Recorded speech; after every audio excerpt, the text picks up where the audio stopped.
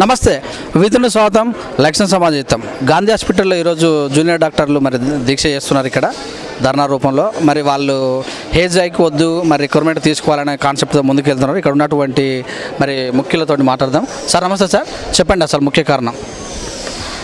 యాక్చువల్గా ఏంది అని అంటే ఇది లాస్ట్ ఇయర్ నుంచి ప్రపోజల్ ఉందండి గవర్నమెంట్లో. ఫస్ట్ 67 ఇయర్స్ చేద్దాం అనుకుంది ఏజ్ హైక్, తర్వాత 65 అనుకుంది. వాట్ ఎవర్ రీజన్స్, గవర్నమెంట్ చెప్పే రీజన్ ఒకటే, కొత్తగా ఇన్స్టిట్యూట్స్, కొత్తగా మెడికల్ కాలేజ్ స్టార్ట్ అవుతున్నాయి, వీళ్ళకి మెడికల్ ఎడ్యుకేషన్ స్టాండర్డ్గా ఉండాలి అంటే సీనియర్స్ అవసరం ఉంది అని అనుకుంటున్నారు. కానీ లాస్ట్ ఇయర్ ఎందుకు క్యాన్సిల్ చేశారో తెలియదు, ఇప్పుడు మళ్ళీ దాన్ని ఇంప్లిమెంట్ చేద్దాం అనుకుంటున్నారు. ప్రాబ్లం అంతా ఒకటే అండి, న్యూ జనరేషన్ స్టఫ్ ఉన్న జనరేషన్ ఉన్నారు, వెల్ అకాడమిక్ ఇంట్రెస్టెడ్ జనరేషన్ ఉంది.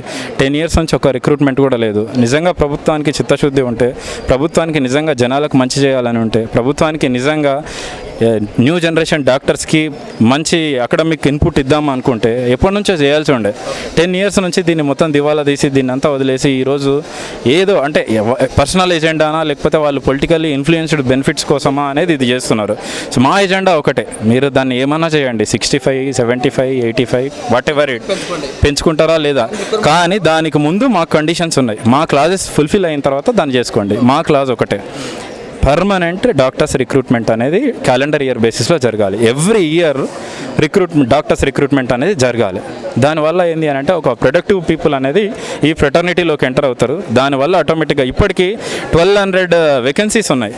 గాంధీ హాస్పిటల్లో 3 డాక్టర్లు చూడాల్సిన పేషెంట్స్ను ఒక్క డాక్టరు, కొన్ని డిపార్ట్మెంట్లో అసలు ప్రొఫెసర్ అసోసియేట్ లేకుండా సింగిల్ అసిస్టెంట్తో రెసిడెంట్స్ రన్ చేస్తున్నారు.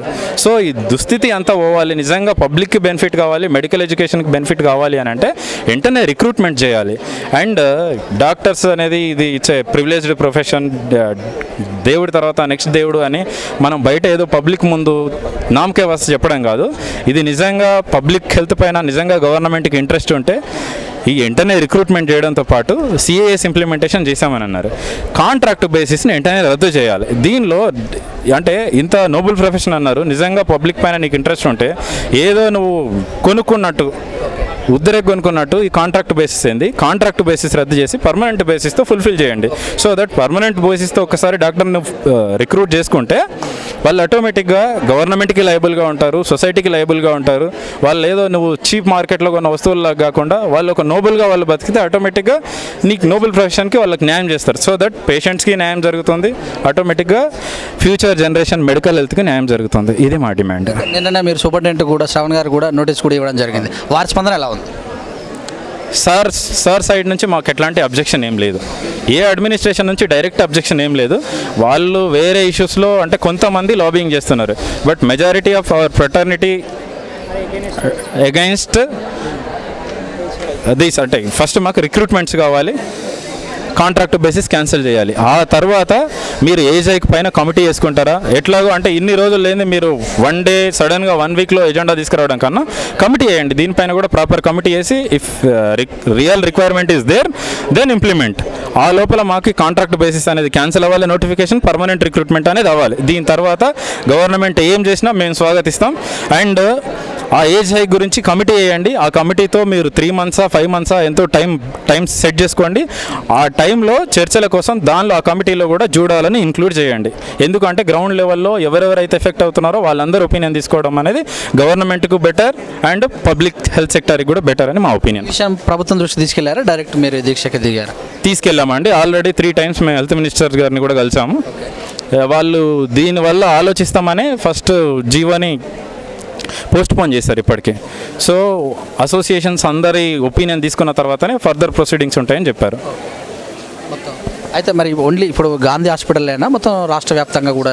రాష్ట్ర వ్యాప్తంగా అన్ని గవర్నమెంట్ మెడికల్ కాలేజెస్లో Osmania, Gandhi, Niloufer, MNJ and all Kakatiya, Nizamabad అన్ని మెడికల్ కాలేజెస్లో చేస్తున్నామండి. ఎన్ని సంఘాలు ఉన్నాయి మీ డాక్టర్స్లో? అందరి కోఆపరేషన్ ఎలా ఉంది? అసోసియేషన్లు అనేవి దీనిలో సంఘాలు ఏం లేదండి. ఒకటి government doctors association, 2 junior doctors association, Telangana government junior doctors association, T JUDA JAC. అయితే ఇప్పుడు దీక్ష మరి ఎన్ని రోజులు కొనసాగే అవకాశం ఉంది? మీ యొక్క అనుకున్న సాధించే వరకా లేకపోతే మధ్యలో అయినా విరమించే? డెఫినెట్గా మేము పబ్లిక్ హెల్త్ సెక్టార్ని నాశనం చేయము, పబ్లిక్ని ఇబ్బంది పెట్టదలుచుకోలేదు. గవర్నమెంట్ డైరెక్ట్గా మమ్మల్ని, ఇండైరెక్ట్గా పబ్లిక్ని ఇబ్బంది పెడుతుంది గవర్నమెంట్. సో గవర్నమెంట్ దీనిలో తొందరగా ఇంటరప్ట్ అవ్వాలి. ఇంటరప్ట్ అయ్యి మాకు ఒక రిటర్న్ డాక్యుమెంటెడ్ హామీ వచ్చింది అనుకోండి, మేము ఆటోమేటిక్గా మేము టెంపరీ దాన్ని బాయ్కాట్ చేయగలుగుతాం. మాకు ఒక టైం సెట్ ఇవ్వండి, దాన్ని ఎన్ని రోజుల్లోగా మీరు ఇంప్లిమెంట్ చేయగలరు. నోటిఫికేషన్ ఇవ్వడానికి గవర్నమెంట్కి సపరేట్ ఒక బాడీనే ఉంది. ఇప్పుడు health recruitment board, medical recruitment board ఒక సపరేట్ బోర్డు ఉంది. దాంతో మీకు నోటిఫికేషన్ ఇప్పించడం పెద్ద పని కాదు. అంటే మీకు నిజంగా ప్రజా వైద్యం పైన ఇంట్రెస్ట్, చిత్తశుద్ధి ఉంటే మీరు వెంటనే గవర్నమెంట్ ఎంతనే చేస్తుంది. మాకు ఆ అష్యూరెన్స్ రాగానే మేము బాయ్కాట్ చేయడానికి రెడీ.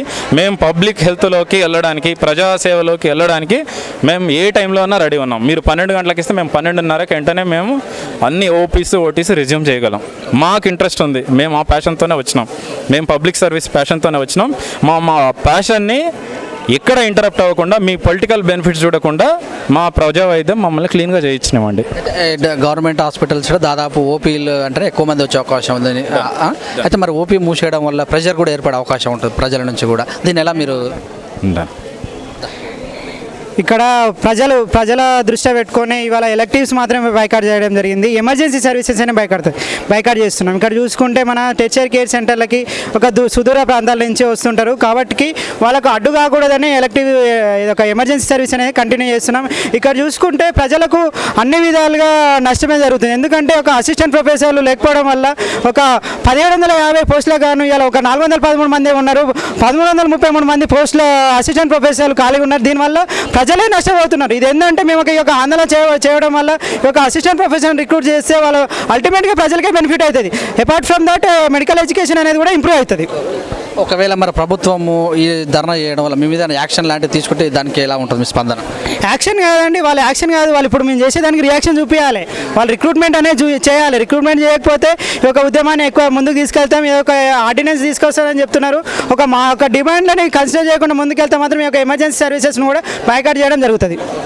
సార్, మీ ముందు ప్రణాళిక ఏంది? ఈ రోజు నుంచి మీ ప్రణాళిక మరి ఇంకా బయటకు వచ్చి ప్రజలకు వెళ్ళే అవకాశం ఏమైనా ఉందా? ప్రజల్లోకి వెళ్ళాలంటే దీని ద్వారా, మీ ద్వారానే మేము మీడియా వల్ల ప్రజల్లోకి వెళ్ళదలుచుకున్నాం అన్నట్టు. మీడియా మీరు సహకరిస్తేనే మేము ప్రజల్లోకి వెళ్ళగలుగుతాం. అంతే తప్ప మేము వెళ్ళి రోడ్డు మీద కూర్చొని ధర్నా చేసే ప్రసక్తి లేదు. మేము మా ఎలక్టివ్స్ బాయ్కాట్ చేసి, ఓపీస్ బాయ్కాట్ చేసి ఇక్కడ కూర్చొని ప్రశాంతంగా, శాంతియుతంగానే మేము గవర్నమెంట్కి చెప్పదలుచుకున్నాం. అండ్ జనాలు కూడా అర్థం చేసుకోవాల్సిన పరిస్థితి ఉంది. ఇప్పుడు రిక్రూట్మెంట్ జరిగితే మీకే బెనిఫిట్స్ జరుగుతాయి. ఫైనల్గా మీ బెనిఫిట్స్ కోసమే మమ్మల్ని మీ రిక్రూట్మెంట్ చేయమంటున్నాం అన్నట్టు. ఒక మీరు పర్మనెంట్ రిక్రూట్మెంట్ చేస్తే యాజ్ ఏ రెస్పాన్సిబుల్ గవర్నమెంట్ ఎంప్లాయీగా, డాక్టర్గా మేము ప్రజలకు సేవను అందిస్తాం కదా. సో ఇప్పుడు మీరు అన్నట్టు ఓపీస్ బాయ్కాట్ చేసే ప్రజలకు ఇబ్బందులు కలుగుతాయని అంటే ఖచ్చితంగా ఇబ్బంది ఉంటుంది. అందుకని అది టెంపరీ కోసమే. మేము కావాల్సింది పర్మనెంట్. ఆరోగ్య తెలంగాణ అంటున్నారు. ఆరోగ్య తెలంగాణ ఫామ్ కావడానికే మీరు పెట్టేది కంటి వెలుగు పంటి వెలుగు టెంపరీ కోసం మాత్రమే. కానీ మేమేమంటున్నాం అంటే పర్మనెంట్గా ఉండడానికి కోసం మేము ఈ రూట్ను ఎంచుకున్నాం అన్నట్టు. ఇప్పుడు ఎట్లా ఉంది మరి గాంధీలో డాక్టర్స్ కొరత ఎలా ఉంది? మరి దాని ఎలా మీరు సమస్య పరిష్కరిస్తారు? ఇప్పుడు డాక్టర్ల కొరత అంటే అది ఇక్కడే కాదండి, కంప్లీట్గా. సపోజ్ ఫర్ ఎగ్జాంపుల్ గాంధీలో అయితే ఒక్క 4 మంది చేసే డాక్టర్ల పని ఒకటే డాక్టర్ నిరంతరంగా, అసలు ప్రపంచంలో ఎక్కడి లేని విధంగా 24 గంటలకు బదులు 48 గంటలు కంటిన్యూగా చేసే డాక్టర్లు, ఆక్సిజన్ డాక్టర్లు ఇంకా ఉన్నారు. ప్రభుత్వంలో ఎంత కొరత ఉందంటే ఈరోజు ఒక ప్రముఖ దినపత్రికలు రాశారు, 11,000 పోస్టులు మంజూరై ఉన్నాయి, మళ్ళీ దానికి తగ్గట్టుగా 3,000 చేంజ్ పోస్టులు కొత్తగా ఇంకా మంజూరు చేశాము అని. 14,000 పోస్టులు మంజూరై ఉంటే ఒక టర్మ్ గవర్నమెంట్ ఇది అయిపోయినా కూడా ఎందుకు రిక్రూట్మెంట్ జరగలేదు? లాస్ట్ నుంచి ఉన్నటువంటి కొరత అంటే సుమారుగా 10-12 సంవత్సరాల పైచిలుకునే అన్ని సంవత్సరాల నుంచి ఒక్కసారి కూడా మెడికల్ హెల్త్ రిక్రూట్మెంట్ జరగలేదు. ఇప్పుడు మనకు ఒక అవకాశం ఉంది. మేము ఎంతో పోరాటం చేస్తే మనకు రీసెంట్గా medical and health recruitment board అనేది స్థాపించడం జరిగింది. దాని ద్వారా ఇవన్నీ ఎన్ని ఉన్నాయో, ఎన్ని వేకెన్సీస్ ఉన్నాయో, గాంధీ హాస్పిటల్ ఒకటే కాదు agenda, primary care health sector నుంచి టెరిషరీ హెల్త్ కేర్ సెక్టర్ అన్ని చోట్లల్లో అంటే కింద అంటే 30,000 మందికి ఉండాల్సిన ప్రాథమిక ఆరోగ్య కేంద్రము ఇప్పుడు అది ఎప్పుడో పెట్టినందువలన అక్కడ 120,000 మంది పాపులేషన్ ఏర్పడిన సంఘటనలు చాలా చోట్ల ఉన్నాయి. ఫర్ ఎగ్జాంపుల్ మన దగ్గర మేడ్చల్ జిల్లాలోనే అట్లాంటి పరిస్థితి ఉంది. ఒక సిహెచ్సి 1,00,000 మంది పాపులేషన్ పెట్టిన దగ్గర 3 లక్షల మంది ఇప్పుడు అంటే ఇప్పుడున్న పాపులేషన్కి పిల్లలు పుట్టి కానీ మైగ్రేషన్స్గా చేసుకొని అంటే వేరే రాష్ట్రం నుంచి వచ్చి ఏర్పడడం జరిగింది. అంత పాపులేషన్. అట్లాంటప్పుడు హాస్పిటల్స్ ఇంకా ఎప్పుడూ 90ల 80ల ప్రతిపాదన ప్రకారం నడుస్తూ ఉన్నాయి. రిక్రూట్మెంట్ అప్పటి నుంచి సరిగా జరగనే లేదు. ఎప్పుడు అరకొరగా ఒక్కొక్కసారి డిహెచ్ సైడ్ జరిగింది కానీ డిఎంఈ సైడ్ అయితే జరగనే లేదు. ఇప్పుడు అసిస్టెంట్ ప్రొఫెసర్స్ వేకెన్సీస్ 1750 పోస్టులకి 1133 వేకెన్సీ పోస్టులు ఉన్నాయండి. వీటిని ఇమ్మీడియట్గా భర్తీ చేసేస్తే ఈ కొరత అంతా వెళ్ళిపోతుంది. అదే కాకుండా ట్యూటర్ పోస్టులు అనేది అసలుకి రిక్రూట్మెంట్ చేయడమే జరగట్లేదు. ఇప్పుడు కొత్త మెడికల్ కాలేజెస్ సుమారుగా Nalgonda medical college, Suryapet medical college, రీసెంట్గా ఎస్టాబ్లిష్ చేసిన Mahabubnagar medical college, Nizamabad medical college, ఇప్పుడు కొత్తగా కరీంనగర్లో కూడా ప్రపోజల్ ఉంది. ఇట్లాంటి అన్ని హాస్పిటల్స్లో ఎంత హ్యూమన్ రిసోర్స్ కావాలి అనేది ఇమ్మీడియట్గా బయటకు ఒక శ్వేతపత్రం రిలీజ్ చేసేసి అంతమంది కోసం ఇమ్మీడియట్గా ఫస్ట్ ఒక రిక్రూట్మెంట్ నోటిఫికేషన్ ఇచ్చిన తర్వాతనే వేరే ఏ విషయమైనా అంటే వేరే ఏ డిసిషన్కైనా వెళ్ళాలి అని ప్రభుత్వంని మేము విజ్ఞప్తి చేస్తున్నాము. మాకు విశ్వసనీయ సమాచారం అందింది. ఇప్పుడు ఫైల్స్ అన్నీ కూడా గవర్నర్ గారి దగ్గర ఆర్డినెన్స్లో ఉన్నాయని, కాబట్టి చివరి ప్రయత్నంగా మేము గవర్నర్ గారి దృష్టికి కూడా ఒక వినతి పత్రం ఇద్దామని ఇప్పుడే సంఘంలో నిర్ణయం తీసుకోవడం జరిగింది. ఇంకేమైనా విషయాలు ఉంటే కూడా మేము అంతా ఇక్కడ లోకల్ మా అన్ని అసోసియేషన్స్ బాడీస్, మా members, central committee members, office బేరర్స్తో డిస్కస్ చేసి నెక్స్ట్ కార్యాచరణ ఏంటిది అనేది మేము మీడియాకు కూడా చెప్పడం జరుగుతాం. Thank you much. ఇదండి మరి ఇక్కడ రిక్రూట్మెంట్ లేదు. మరి ప్రభుత్వం తీసుకున్నటువంటి వాటి వరకు ఇక్కడ వచ్చినటువంటి జనాలకు ముగ్గురికి చేయాల్సినటువంటి అంత పెద్ద మనుషులు ఒక్కరే చేస్తున్నారు, ముగ్గురు చేయాల్సిన మనుషులు ఒక్కరే చేస్తున్నారు. మరి ఇక్కడ ఏదైతే ఉందో అన్ని విషయాల్లో కూడా ప్రభుత్వం మాకు తెలియకుండా రిక్రూట్మెంట్ చేయడం అనేది, కాంట్రాక్ట్ పద్ధతులను తీసుకురావడం అనేది, ఇలాంటి పద్ధతులు అవలంబించడం వలన ఇక్కడ ఉన్నతంగా బతకాల్సినటువంటి అవకాశం లేకుండా పోయిందని డాక్టర్స్కి ఇక్కడ ఉన్నటువంటి డాక్టర్స్ కొనియాడుతున్నారు. మరి గాంధీ హాస్పిటల్లో చేస్తున్నటువంటి దీక్షను ఎక్స్క్లూజివ్లో V3 న్యూస్లో చూస్తూ ఉండండి. మీ సురేష్ దండు, కెమెరామ్యాన్ మనోజ్.